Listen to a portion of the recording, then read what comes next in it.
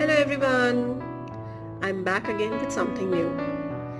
इस बारी पेशे खिदमत है एक विचारधारा। चलिए सुनते हैं। शीर्षक है जिंदगी का साहूकार। आज फिर अपने ख्यालों के साथ बैठी हूँ।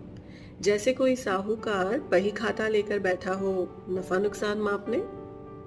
तो कितनी ख्वाहिशें मुकम्मल हो पाई, कितने ख्वाब टूटे, कितनी मेहनत लगी बिखरे हुए रिश्तों को संवारने में, और कितने जज्बातों को दिल के कोनों में धकेलना पड़ा ताकि कोई और या खुद को चोट ना पहुंचे।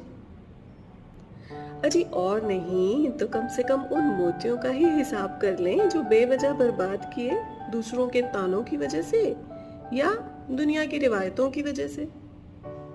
मुझे याद है मेरी नानी कहती थी, इन आंसुओं के खजाने को ना यूं बर्बाद ना किया करो, हर आंसू की भरपाई 10 ठहाकों से देनी होगी।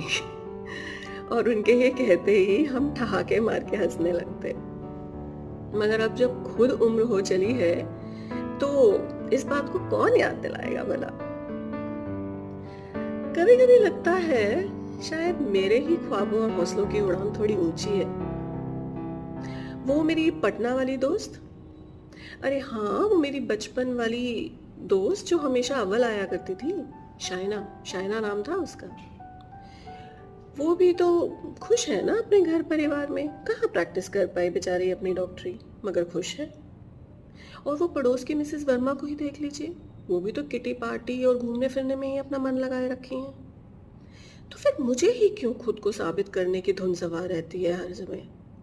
और किसे साबित करना है?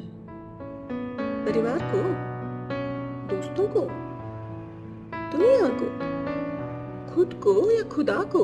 देखिए फिर उलझ गई ना इन सभी बातों में। जाने क्यों फंसी रहती हूँ इस कश्मकश में। भगवान का दिया सब कुछ तो है, मगर फिर भी खुशी के पल जाने कहाँ कहाँ ढूंढी फिरती हूँ। कभी कागज कलम में, कभी रंगों में, कभी संगीत में, तो कभी पेड़ पौधों में, कभी ओस की बूंदों में, तो कभी बारिश पड़ने के बाद मिट्टी की सौंधी खुशबू में, कभी सुबह की लाली में, तो कभी रात के टिमटिमाते तारों में। कभी खुद से बातें करती हूँ तो कभी खुदा से। सवालों का सिलसिला जैसे कभी खत्म ही नहीं होता, और ख्वाहिशों का आवागमन लगा ही रहता है, और गुजरता है तो बस वक्त।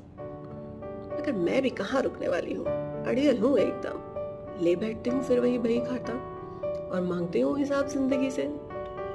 क्या आप भी मेरी तरह जिंदगी के साहूकार हैं? क्या आप भी जिंदगी से रूबरू हिसाब मांगते हैं? देखिए नफा हुआ या नुकसान बताइएगा जरूर। शुक्रिया।